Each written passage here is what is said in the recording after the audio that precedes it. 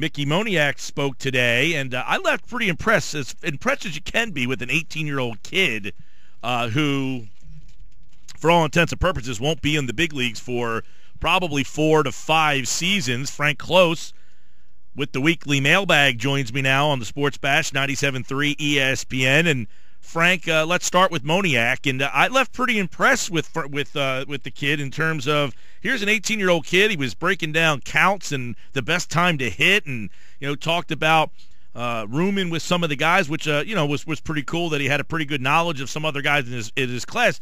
As impressed as I could be with an 18-year-old kid who's not going to play for about 4 or 5 years. Yeah, I think that's why the Phillies took him. Moniak was a Pat Gillick pick through and through.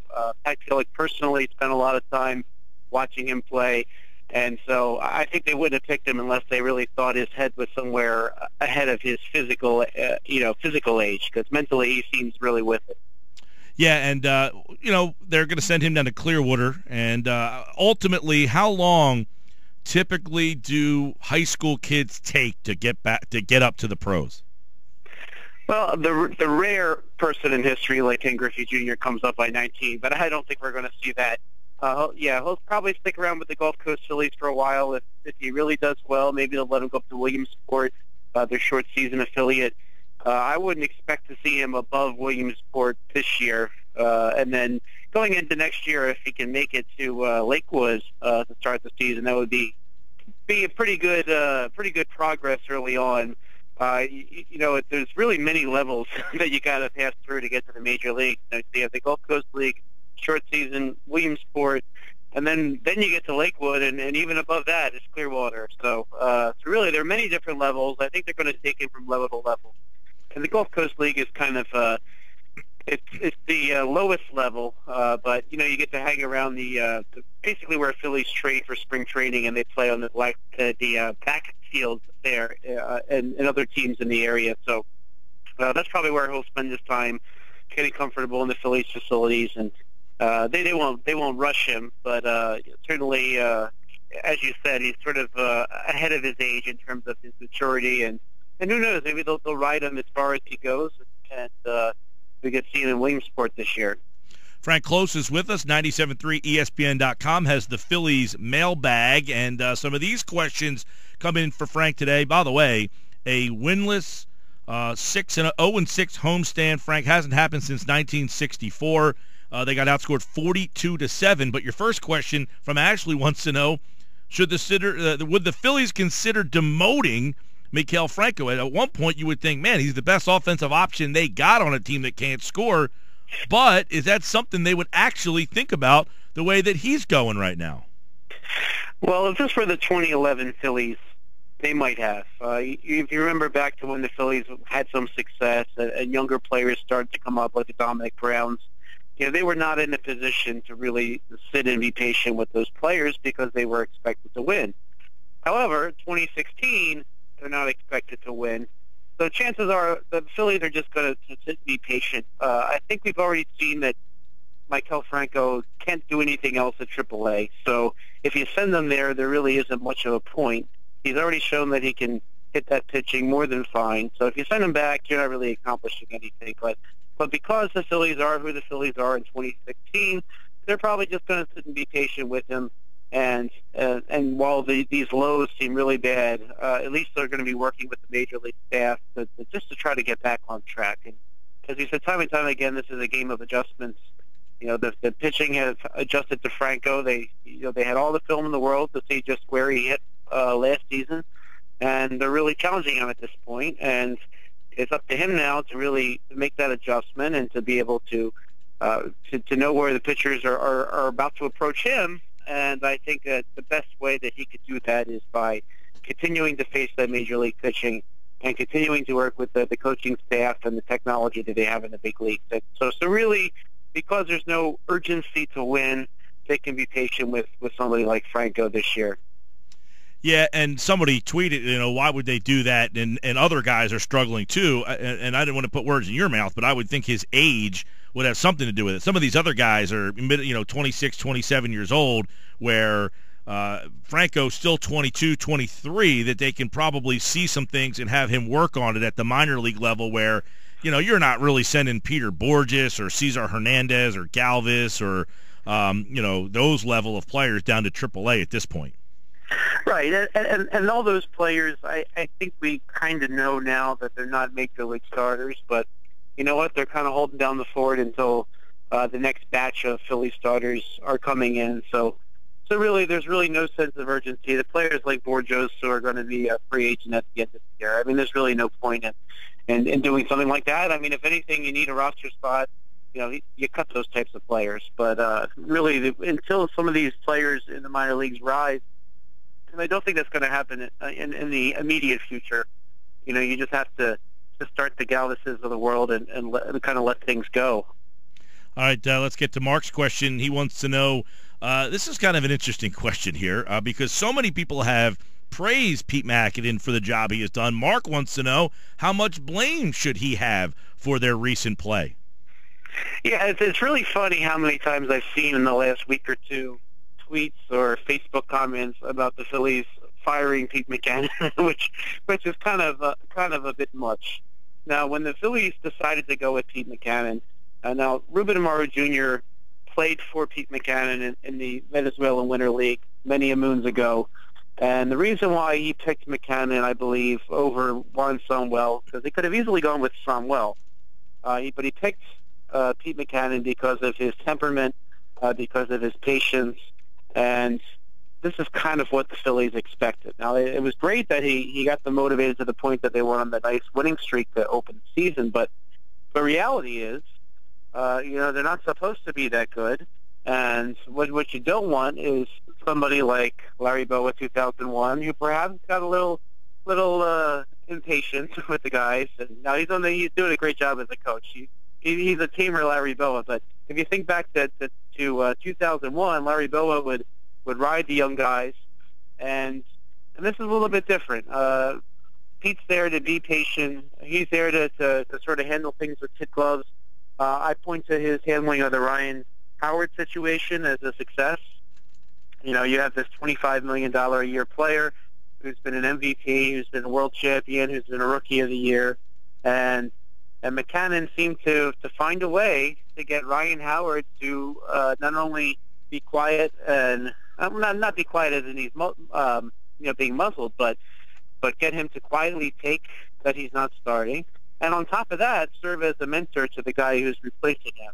So I think that type of leadership out of Pete Mackanin is what the Phillies are really looking for, and he is not going to be judged based on wins and losses right now.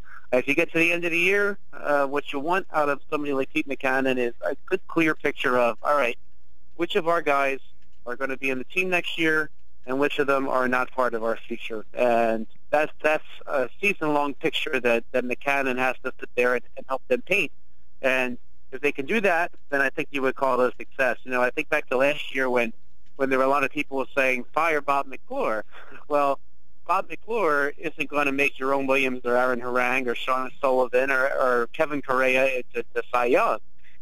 You judge McClure based on the progress that Aaron Nola made, the progress that Ken Giles made before they traded him. And when you look at the greater picture at the end of the season, you'll be looking at Mackanin in a similar way. Frank Klose is with us. 97.3 ESPN.com has the mailbag open and taking your questions every week here on the Sports Bash.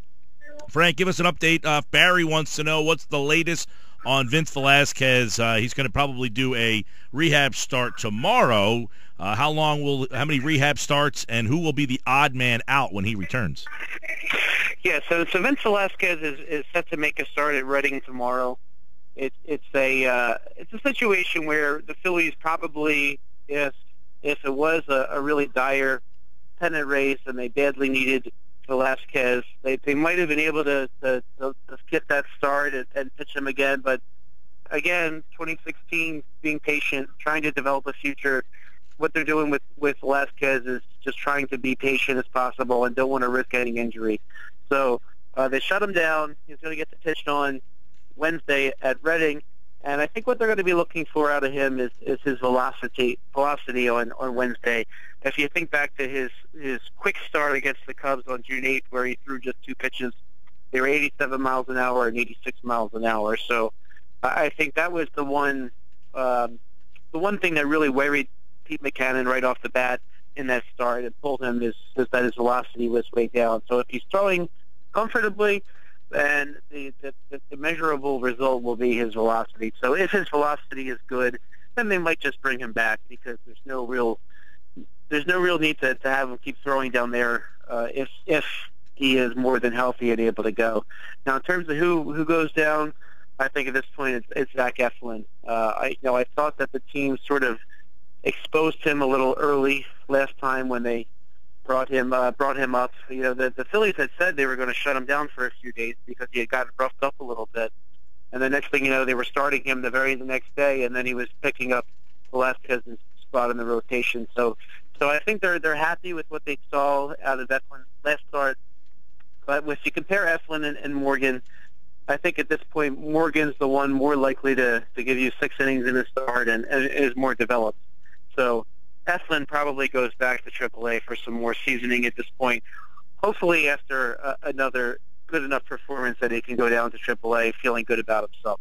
Frank, I want to get a couple quick opinions. Yesterday, Matt Klintak was on Comcast Sportsnet, Breakfast on Broad, and he was asked about J.P. Crawford, Nick Williams. Now, Crawford's struggling along down there. Williams is hitting 291. He's performed a lot better after a slow start. He said, basically, will they come up? Possibly, not right now. When do you think is the right time for either one of those guys to come up? Well, the numbers look good on Nick Williams, but one thing that happened last week is that Nick Williams failed to run out a pop-up, and it ended up landing. It could have been a hit, and instead he's thrown out. So he actually got benched after his first at-bat in that first game, and Iron Pigs manager Dave Brundage thought so much of that he benched him the next 2 games. And he got to sit and watch the games with Brundage. So I think that's the one holdup right now is Williams really ready to give it his all, because obviously Brundage, his manager who sees him play every day, had some real concerns if he really made it into that big a deal. So keep that in mind going forward. If you look at the numbers, they look pretty good. He might be the most ready out of the bat, but I guess the question that they seem to be looking at right now is he emotionally ready to go into the big leagues and play hard every single day. So once he convinces him that was just a flash in the pan and he's ready to rock and roll in the major league, I think they'll bring him up. Now, in terms of Crawford is still struggling to hit 200 at AAA. I really was surprised when they sent him from AA to AAA. I guess they felt that he was ready to see more pitching at a different level. But I don't think Crawford's hitting well enough to warrant a call-up yet. If he shows improvement between now and September, maybe you have a shot with J.P. Crawford, but he's really got to hit a AAA before you send him any further, because I do think he was rushed a little bit to AAA. All right, Philly's really struggling to score. We'll keep an eye on if they do anything in terms of inside the organization to try to add some life to a very, very struggling offense. Pete Mackanin said, hey, we could have 10 more wins if we could just score a couple more runs. They, basically saying the pitching's been good enough, Frank, but that's a real indictment on the offense. And he said, look, I don't know what to do. Do I go with the same lineup and just hope something happens? I keep trying to find guys. I got to go day to day. It sounds like his frustration is starting to boil over a little bit. Yeah, you do see that with the lineup being shifted every single day. He hasn't just committed to a lineup and just run with it, come better or for worse. And we saw Maikel Franco was dropped to 6th for 2 games in a row and even spent Sunday on the bench. So I think, Monday on the bench.